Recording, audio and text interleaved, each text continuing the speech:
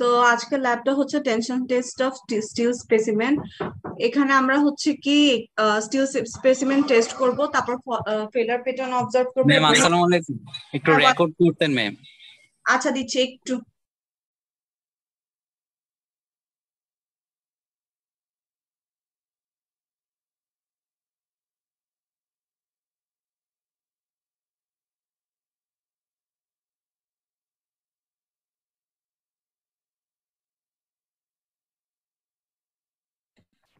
ওকে, record mode. So হচ্ছে কি আমাদের টেস্টের স্টিল স্পেসিমেন, আমরা হচ্ছে স্টিল স্পেসিমেন টেস্ট করব টেনসাইল লোডিং এ, তারপর ফেলার প্যাটার্নটা অবজার্ভ করব, এরপর হচ্ছে স্ট্রেস ডায়াগ্রাম ড্র করব। সে সাথে হচ্ছে আমরা যেরকম কংক্রিট আর হচ্ছে কি উডের মেকানিক্যাল প্রপার্টিজ ডিটারমাইন করছি ওটা ডিটারমাইন করব। সো কি কি মেকানিক্যাল প্রপার্টিজ ডিটারমাইন করবো এটা বলবো। ফার্স্ট অফ অল হচ্ছে কি স্টিলের টেস্টটাতে কি হয়, স্টিলের টেস্টটাতে হচ্ছে কি যখন আমরা হচ্ছে কোনো লোড অ্যাপ্লাই করি তখন হচ্ছে কি ম্যাটেরিয়ালটা যেরকমই হোক না কেন এটা হচ্ছে কি একটু ডিফর্ম করবে। যত ছোটই ফোর্স না কেন ওইটা হচ্ছে হয় ডিফর্ম করবে বা হচ্ছে ইলংগেট করবে। এখন যদি হচ্ছে স্পেসিমেনটা ইলংগেট করে due to the application of the force, তখনই হচ্ছে আমরা স্পেসিমেনটাকে বলি টেনশন। আর যে ফোর্সটার কারণে হচ্ছে ইলংগেট করছে ওটাকে বলা হয় হচ্ছে tensile force. So first of all হচ্ছে কি বললাম, যে মানে যদি আমরা লোড অ্যাপ্লাই করি তখন হচ্ছে কি স্পেসিমেন হয় ইলংগেট করবে বা হচ্ছে স্লাইটলি ডিফর্ম করবে। তো হচ্ছে যে ফোর্সটার কারণে হচ্ছে স্পেসিমেন ইলংগেট করবে তখন ওই ফোর্সটাকে বলা হয় টেনশন, টেনসাইল ফোর্স। আর তখন স্পেসিমেনটাকে আমরা বলবো টেনশন। তো স্টিলের ক্ষেত্রে যেটা হয়, স্টিল অল টাইম হচ্ছে কি যখন আমরা ফোর্স অ্যাপ্লাই করি স্টিল হচ্ছে কি ইলংগেট করে। সো ওখান থেকে আমরা হচ্ছে কনক্লুড করতে পারি হচ্ছে steel is always in tension. So এটা কোয়েশ্চেন আসে যে why we tell always that steel is steel হচ্ছে কি টেনশনে বেশি হচ্ছে কি মেজর, কারণ হচ্ছে কি ওরা যখন ফোর্স অ্যাপ্লাই করে they elongate. So we say that they are good in they show tensile force, the specimen is in tension. এটা হচ্ছে ফার্স্ট থিং। তো আমাদের হচ্ছে অবজেক্টিভে যে যে প্রপার্টিজ গুলো চেক করতে হবে সেগুলো হচ্ছে কি, এক number yield load, then 2 number হচ্ছে আলটিমেট লোড,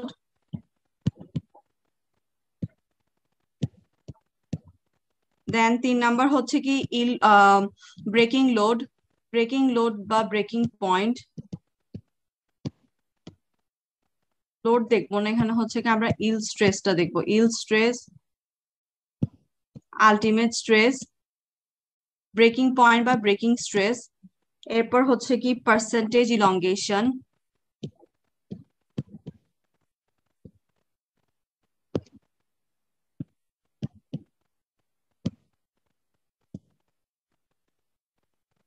এরপর হচ্ছে মডুলাস অফ রেসিলেন্স,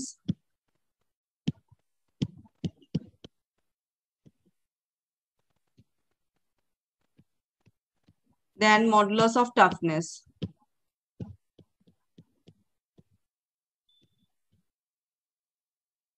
সো হচ্ছে আমরা এগুলা হচ্ছে আজকে ডিটারমাইন করব। তো স্টিলের টেস্টটা পুরোপুরি হচ্ছে কি কংক্রিট আর হচ্ছে টিম্বারের মতো, বাট স্টিলের ক্ষেত্রে আরো 2-3টা জিনিস এক্সট্রা আছে। এটা হচ্ছে ধরো একটা স্টিলের স্পেসিমেন, এখানে এখানে যে মাঝখানের লেনটা দেখতেছি এল নট, এটা হচ্ছে গ্যাজ লেন। গ্যাজ লেন যে জিনিসটা হয়, আমি তোমাদেরকে এসটিএম এর স্পেসিফিকেশন দিছি, ওখানে তোমরা দেখবা যে গ্যাজ লেন্থের জন্য একটা স্ট্যান্ডার্ড ভ্যালু আছে। স্ট্যান্ডার্ড ভ্যালুটা কি, ধরো রাউন্ড স্পেসিমেন ক্ষেত্রে গ্যাজ লেন্থ হচ্ছে 50 ±0 মিলিমিটার। দুইটা গ্রিপ, এগুলাকে বলা হয় হচ্ছে গ্রিপ লেন্থ। দুইটা গ্রিপ লেন্থের মাঝখানে যে ডিস্টেন্সটা ওটা হচ্ছে কি মাঝখানে যে ডিস্টেন্সটা ওটা হচ্ছে গ্যাজ লেন্থ, আর পুরা লেন্থটা হচ্ছে মিনিমাম প্যারালাল লেন্থ। সো গ্যাজ লেন্থের কিছু স্ট্যান্ডার্ড আছে, এসটিএম অনুযায়ী হচ্ছে কি 50 মিলিমিটার যদি হচ্ছে রাউন্ড শেপ হয়। আর যদি যদিও আর এটা হচ্ছে ডায়ামিটারের সাথে কম্পেয়ার করা হয় তখন হচ্ছে কি মাঝে মাঝে বলা হয় হচ্ছে 5D, মাঝে মাঝে হচ্ছে 10D। আমাদের ল্যাবে ইউজুয়ালি হচ্ছে 10D ধরা হয়ে থাকে গ্যাজলেনটা। গ্যাজলেনটাও তোমাদেরকে দিয়ে দিব। তো গ্যাজলেনটা কেন ইউজ করা হয়, গ্যাজলেনটা ইউজ করা হয় হচ্ছে কি ধরো একটা 10 মিটারের রড আবার একটা 10 সেন্টিমিটারের রড। তো 10 সেন্টিমিটার 10 মিটার রড এগুলোর জন্য যখন আমরা পার্সেন্টেজ ইলংগেশন বের করি তখন খুবই নেগলিজিবল হয়ে যায়। সো একটা অ্যাকুরেট পার্সেন্টেজ ইলংগেশন বের করার জন্যই হচ্ছে আমরা গ্যাজ লেন্থ জিনিসটা ইউজ করি। সো গ্যাজ লেন্থের কাজটা করে যখন আমরা পার্সেন্টেজ ইলংগেশন বের করব তখন হচ্ছে কি আমরা গ্যাজ লেন্থ বের করব। আর আমরা হচ্ছে কি ল্যাবে দেখবো যে ডায়ামিটারটা হয় স্লাইড ক্যালিপার্স দিয়ে মাপা যায়, বা হচ্ছে কি আমরা ডায়ামিটারটা এভাবে এখন এ ল্যাবে মেজার করব, rho equals to M into B. So এখান থেকে হচ্ছে কি এম ইন্টু পাই/4 ডি ইন্টু এল রো, এখান থেকে আমরা হচ্ছে ডিটা বের করব। সো ডিটা হচ্ছে স্লাইড ক্যালিপার্স দিয়ে আমরা মেজার করব না, এখানে ডিটা হচ্ছে কি আমরা ভলিউম আর ডেনসিটি থেকে মেজার করব। স্টিলের ডেনসিটি তো সবার জানা আছে 7850 KG per metre cube. So এগুলো হচ্ছে বেসিক থিং।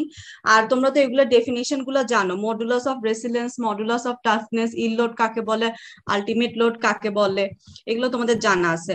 যেটা পারবা না সেটা একটু দেখাই। প্রথমত দেখো ইল লোডটা কত হবে। দেখো ইল লোডটা কি, যেখানে হচ্ছে কি ম্যাটেরিয়ালের ডিফরমেশন হচ্ছে, মানে হচ্ছে কি ইলাস্টিক থেকে প্লাস্টিকে যাচ্ছে, সেই জায়গাটাই হচ্ছে ইল লোড।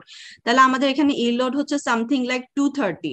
তো তোমরা আবার দেখি কি, মানে প্রত্যেক বছর দেখি কি ইল লোড মানে ইল স্ট্রেস যখন বের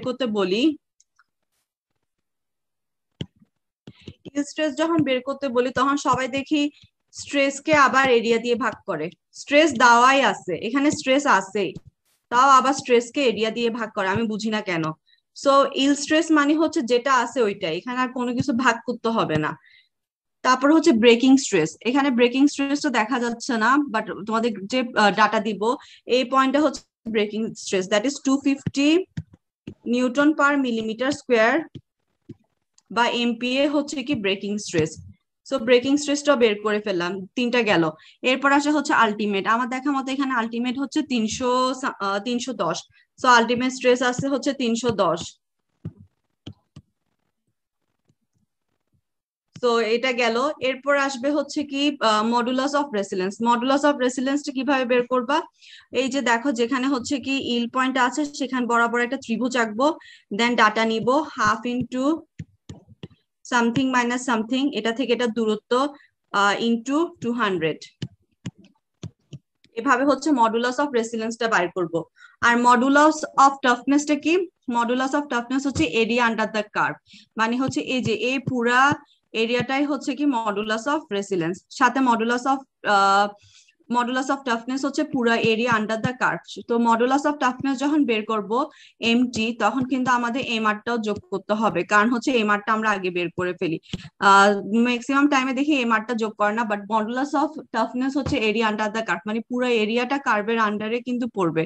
সো এটা বের করতে কি করবা, এটা তো নিলা একটা ত্রিভুজ, তারপর এটাকে একটা পুরা স্কোয়ার হিসাবে নিলা এই পার্টটা, তারপর এগুলাকে ছোট ছোট একটা ত্রিভুজ হলো, রেক্ট্যাঙ্গেল হলো, এভাবে করে করে ভাগ করে করে অনেকগুলো ছোট ছোট এরিয়া দিয়ে নিবা। এটার আরেকটা ইজি মেথড হচ্ছে ইন্টিগ্রেশন, বাট এখন হচ্ছে স্মল এরিয়া করে করে নাও, এরিয়া সবগুলো স্মল এরিয়া করে নিয়ে ভাগ করে দেন যোগ করে ফেলবা। এটা তো একটা ট্রায়াঙ্গেল নিলা, পুরাটা একটা আয়তক্ষেত্র নিবা, আর হচ্ছে কি এখানে একটা ট্রায়াঙ্গেল, ট্রায়াঙ্গেল, রেক্ট্যাঙ্গেল, এভাবে করে ক্যালকুলেট করবা। ক্যালকুলেশনটা কি সবার বুঝে গেছে নাকি কুইজের পড়া পড়তেছো? ম্যাম রেজিলিয়েশনটা আরেকবার বলেন, modulus of resilience. Modulus of resilience হচ্ছে কি, যেখানে প্লাস্টিক আর ইল পয়েন্ট আর ইল থেকে প্লাস্টিকে, মানে প্লাস্টিক থেকে ইলাস্টিক থেকে প্লাস্টিকে যায়, ইল পয়েন্ট যেখানে, সেখানে বরাবর একটা ত্রিভুজ আঁকবা। তারপর এখানে কত রিডিং আছে, ধরো 0.105 মাইনাস 0, তারপর এখানে কত আছে উপরের দিকে 200 ইন্টু হাফ। বুঝা গেছে? মডুলাস অফ রেসিলেন্স হচ্ছে জাস্ট ওই ট্রায়াঙ্গেল পার্টটা যেখানে হচ্ছে কি ইলাস্টিক প্লাস্টিক লিমিটের হচ্ছে কি ডিফারেন্সিয়েট করা হয় ওই পার্টটা। আর মডুলাস অফ টাফনেস হচ্ছে কি পুরা এরিয়া আন্ডার দ্য কার্ভ, মানে পুরাটা নিতে হবে। এখন এটা তোমরা যেভাবে এরিয়া বাইর করো আর কি। ম্যাডাম এখানে ইকুয়েশন তো পাওয়া যাবে না, মানে না ইন্টিগ্রেশন তো আর করতে পারতেছি না। না ইন্টিগ্রেশন করতে পারতেছি না, ইন্টিগ্রেশন করা যাবে লিমিট ধরে টরে, দেখো না যেভাবে পারো। আরেকটা হচ্ছে বের করতে হবে হচ্ছে ডাক্টিলিটি।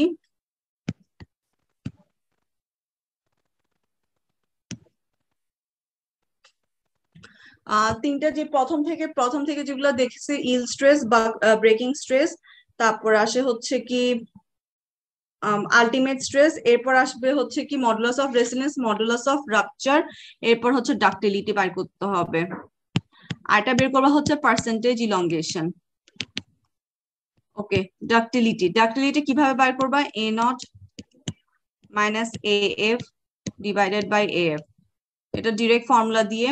এ নটটা হচ্ছে আমাদের যে ইনিশিয়াল স্টিলের যে এরিয়াটা π/4 ইন্টু ডি স্কোয়ার ওইটা, আর এএফ হচ্ছে কি ইলংগেশন করার পর আমরা আমাদের হচ্ছে কি ডায়ামিটারটা বেড়ে যাবে, ডায়ামিটার চেঞ্জ হবে, কারণ হচ্ছে কি স্টিলটা হচ্ছে কি ইলংগেট করবে, সো গ্যাজ লেন্থটাও চেঞ্জ হবে। তো আমরা এখান থেকে আরেকটা ফাইনাল ডি পাবো, π/4 into final D F square. তো ওখান থেকে আমরা এফ টা ক্যালকুলেট করবো এন্ড দেন এখানে বসাবো জাস্ট। এটাই হচ্ছে ডাক্টিলিটি। তোমরা হচ্ছে কি কুইজের জন্য ভালো মতো এই সংজ্ঞাগুলো পড়বে, এগুলো ফার্স্ট ক্লাসে পড়ানো হয়েছে। ডাক্টিলিটি, তারপর রেজিলেন্স, টাফনেস, ব্রিটেল, এগুলো সব কুইজের জন্য ভালো মতো পড়বা, এগুলো এই ক্লাস আর রিপিট করতেছি না। সো এটা গেল আমাদের ডাটা কি কি বের করতে হবে। আচ্ছা, আর পার্সেন্টেজ ইলংগেশনও same, previous elongation minus final elongation divided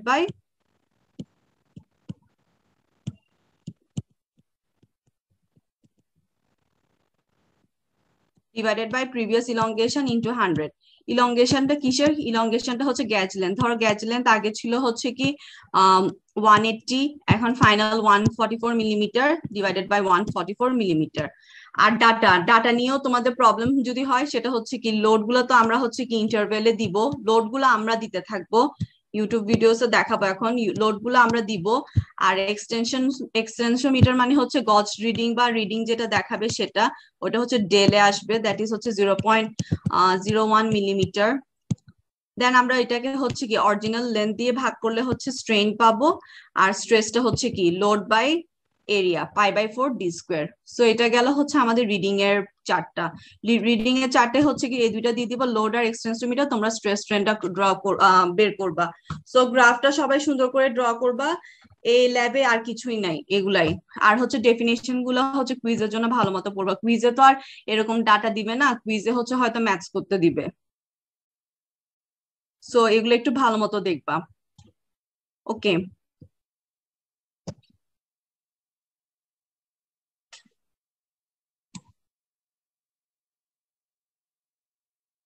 so এখানে আমরা যে জিনিসটা দেখতেছি, এখানে উপরের পার্টটাতে হচ্ছে কি আমরা স্টিলটাকে ফিক্স করব, নিচের পার্টটা হচ্ছে ডিরেক্ট শিয়ার টেস্টের জন্য, আর উপরের পার্টটা হচ্ছে টেনসাইল টেস্টের জন্য। আমাদের ল্যাবের মেশিনটা হুবহু সেম। এখন আমরা হচ্ছে এখানে স্টিল স্পেসিমেনটাকে ফিক্স করব।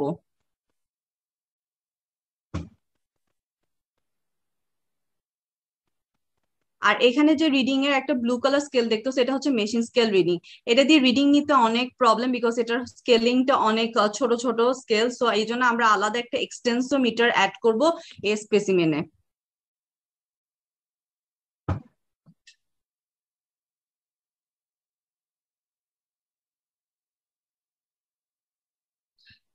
স্টিল স্পেসিমেনটা ফিক্স হয়েছে।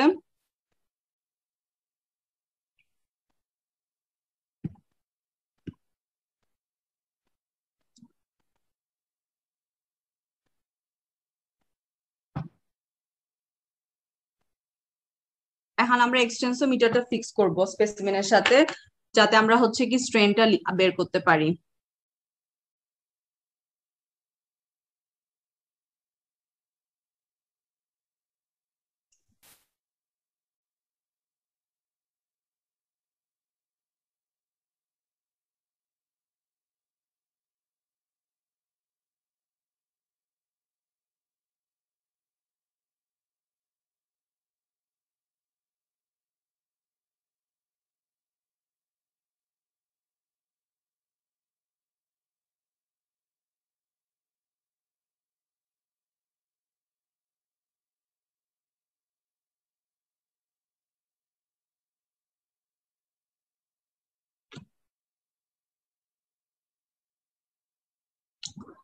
Okay, so this is the extensometer.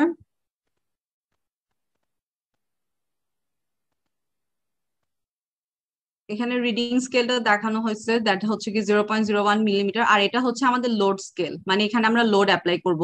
এখানে হচ্ছে কি পার স্কেলে হচ্ছে 2 করে করে, সো এটা হচ্ছে লোড স্কেল।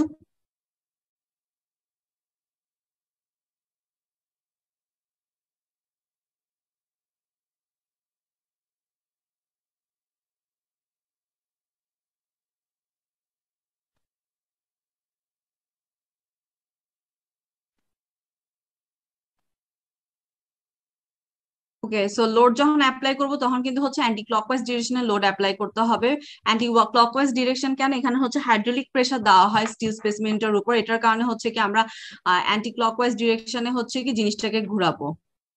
একজন হচ্ছে কি এখানে লোড অ্যাপ্লাই করবে আর একজন হচ্ছে ওখানে রিডিং নিবে।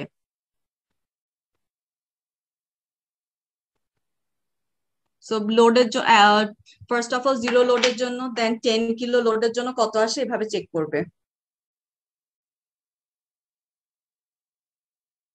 এন্ড দেন হচ্ছে রিডিংটা নিতে হবে। সে এটাই হচ্ছে ল্যাব এক্সপেরিমেন্ট। এভাবে হচ্ছে কি যতক্ষণ পর্যন্ত স্টিল স্পেসিমেনটা ফেল না করে ততক্ষণ পর্যন্ত হচ্ছে কি, ফেল বলতে হচ্ছে কি সামান্য ডিফর্ম বা হচ্ছে ইলংগেট না করে ততক্ষণ পর্যন্ত হচ্ছে আমরা রিডিংটা নিতে থাকবো।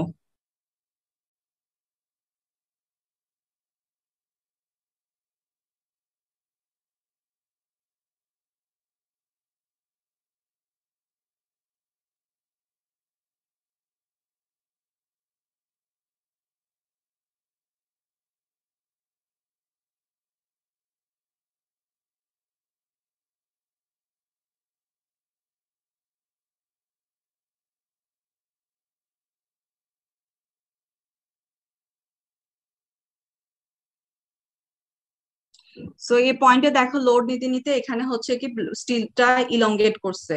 এখন আমরা হচ্ছে আবার এই যে পয়েন্টটাতে স্টিলের ডায়াটা নিব।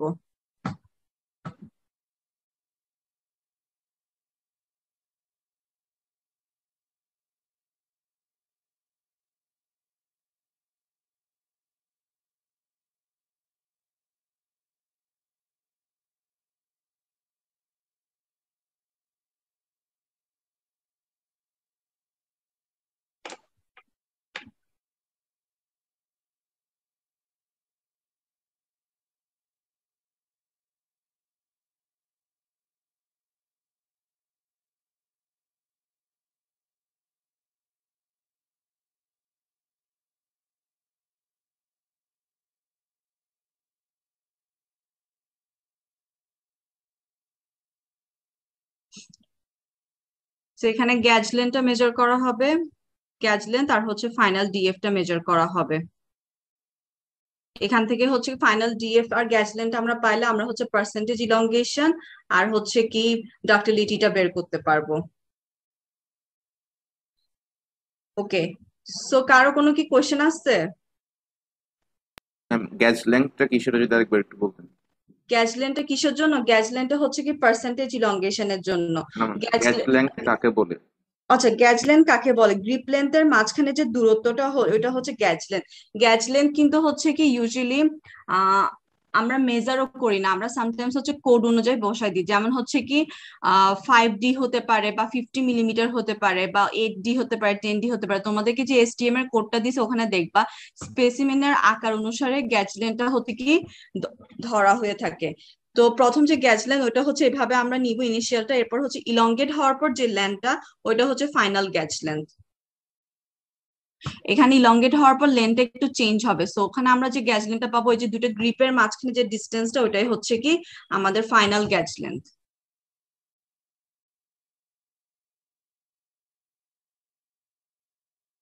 কারো কোনো কোয়েশ্চেন আছে আর? লোডটা অ্যান্টি ক্লকওয়াইজ দেওয়ার বুঝি নাই। লোডটা অ্যান্টি ক্লকওয়াইজ দেওয়ার কারণটা আমি আরেকবার একটু আচ্ছা, বলবেন? লোডটা অ্যান্টি ক্লকওয়াইজ দেওয়ার কারণ হচ্ছে কি এখানে হচ্ছে কি হাইড্রোলিক প্রেসারের থ্রোতে হচ্ছে লোডটা দেওয়া হচ্ছে। সো যদি আমরা অ্যান্টি ক্লকওয়াইজ ডিরেকশনে না দিই তাহলে হচ্ছে হাইড্রোলিক প্রেসারটা অ্যাপ্লাই হচ্ছে না।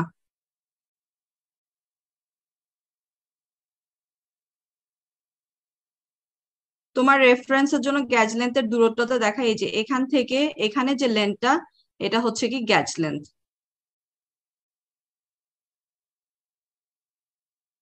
ওকে, সো আর কার কি কোয়েশ্চেন আছে বলো।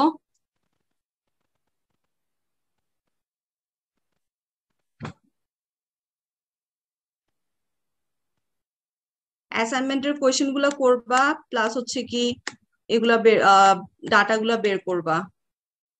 যে এখানে দেওয়াই আছে যে কিভাবে ডায়ামিটারটা বের করতে হবে, বাট এভাবে ডায়ামিটার আসলে বের করে না। আমি ঠিক মানে এভাবে ডায়ামিটার বের করার কি দরকার আমি জানি না, কারণ ডায়ামিটারটা তো স্লাইড ক্যালিপার্স দিয়ে মেজার করা যায়, বাট ডায়ামিটারটা হচ্ছে ল্যাব ম্যানুয়ালি এভাবে বের করতে হবে, স্যার বলে দিচ্ছে। আর দ্যাট তোমাদের হচ্ছে রো ইকুয়ালস টু এমবি, আর এখানে হচ্ছে কি স্টিলের ডেনসিটি দেওয়া থাকবে, ওখান থেকে হচ্ছে কি ডায়ামিটারটা বের করতে হবে। ওকে, সো আর কি কোয়েশ্চেন আছে কারো? ম্যাম ডায়ামিটারটা কিভাবে বের করবো আরেকবার যদি বলতেন। তোমাদেরকে ডেনসিটি দেওয়া থাকবে,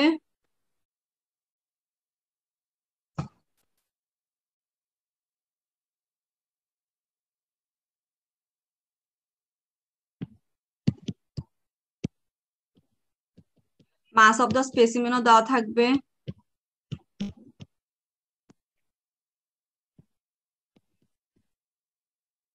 তো এটা হচ্ছে volume, mass, density, length of the স্পেসিমেনও দেওয়া থাকবে, জাস্ট ডিটা বের করবা। বুঝা গেছে? আর এসটিএম কোড অনুযায়ী তখন লেন্থ অফ গ্যাজ হচ্ছে কি এরকম 10D ধরা হয়।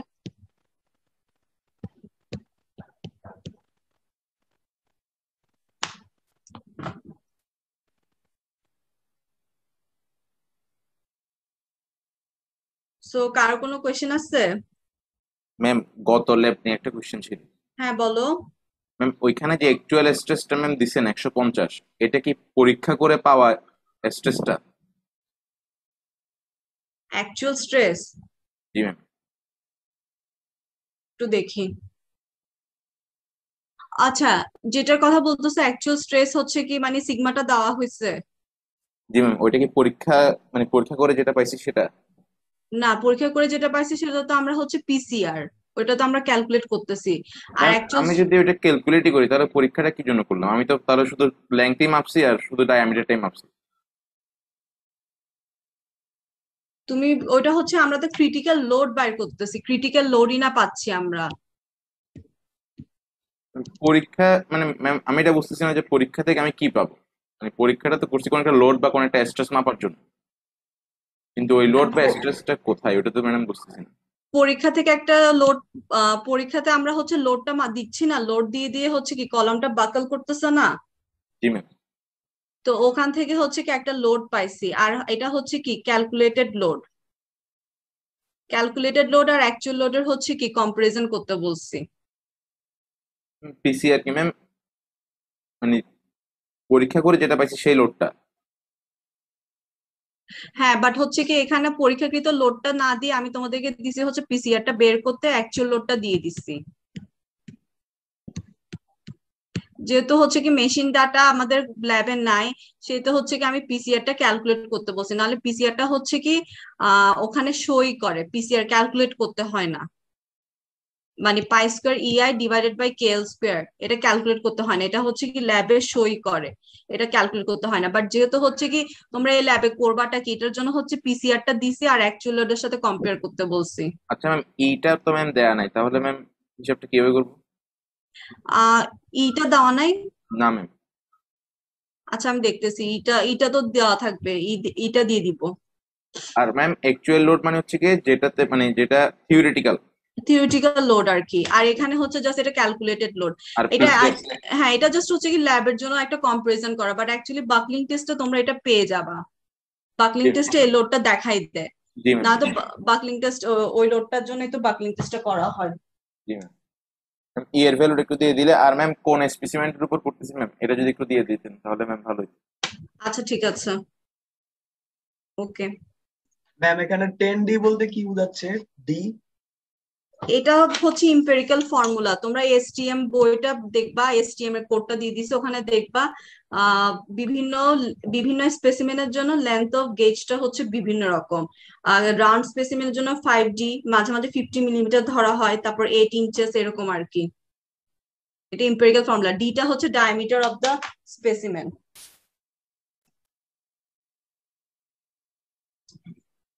ওকে, তোমাদের বলে কি কুইজ আছে এটার জন্য, কি জানি বলে 9টায় 9:30 নিচের জন্য জলদি জলদি করতে বলছে।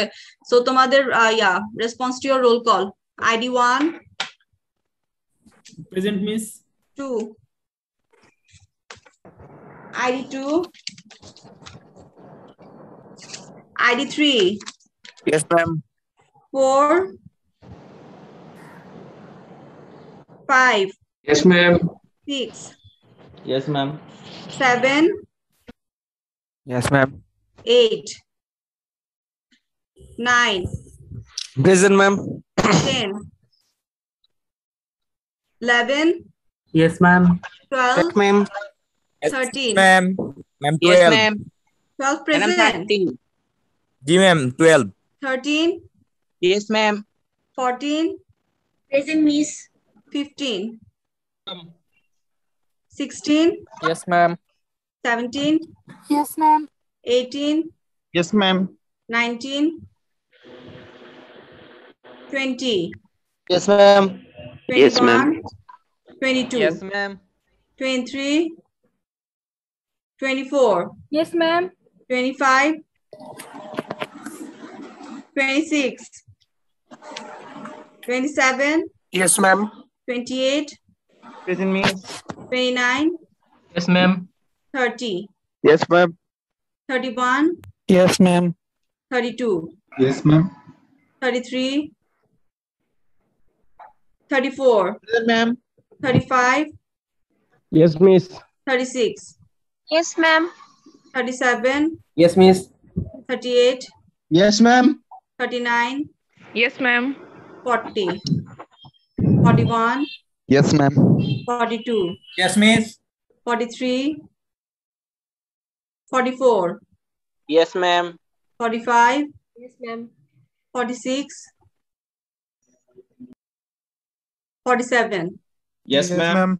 48. Yes, miss. 49. Yes, miss. 50.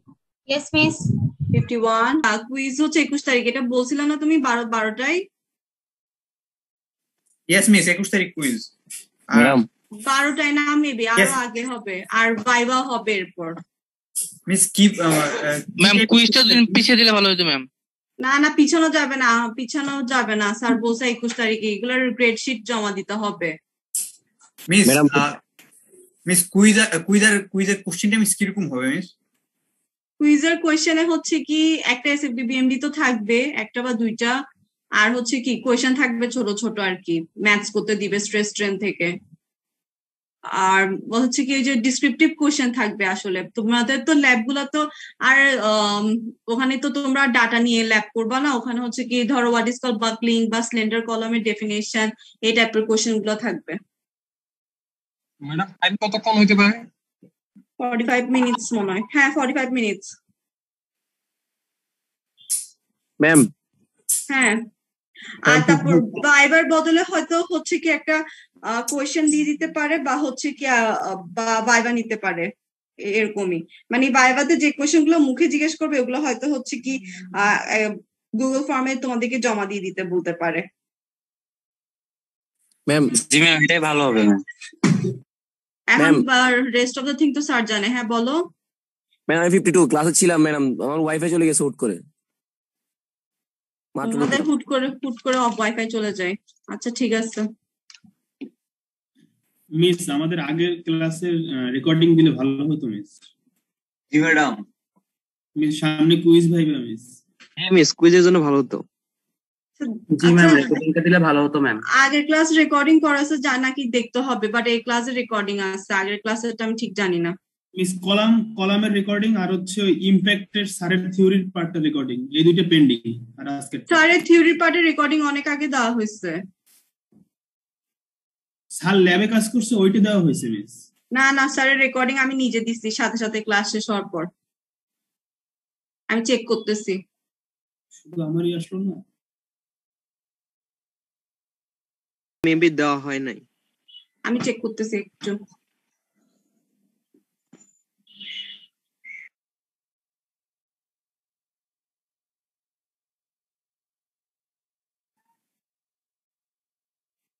এটা তো স্যার হোস্ট ছিল, স্যার রেকর্ড করছে। স্যার বলছে কি ওই যে কি জানি বলে, আরো ভালো ভালো ভিডিও আছে ইউটিউবে, ওগুলা দেখতে। আমার তো মনে আছে স্যার কি বলছে ক্লাসে। হ্যাঁ ওইটার হোস্ট স্যার ছিল, ওইটা স্যার রেকর্ড করে নাই।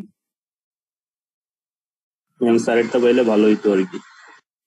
ওইটা নাই, ওইটা তো স্যার হোস্ট ছিল, তোমরা তো স্যারকে বলছো রেকর্ড করতে, স্যার বলছে রেকর্ড দিব না। ওকে ঠিক আছে, আর যেগুলো যেগুলো রেকর্ডিং আছে আজকেরটা দিয়ে দিয়েন, যেগুলো যেগুলো আছে ওগুলো দিয়ে দেওয়া হবে। ওকে ঠিক আছে, তাহলে ক্লাস এখানে এন্ড করলাম। 21 তারিখ হচ্ছে কুইজ ভাইবা, বোথ একসাথে হয়ে যাবে। ওকে।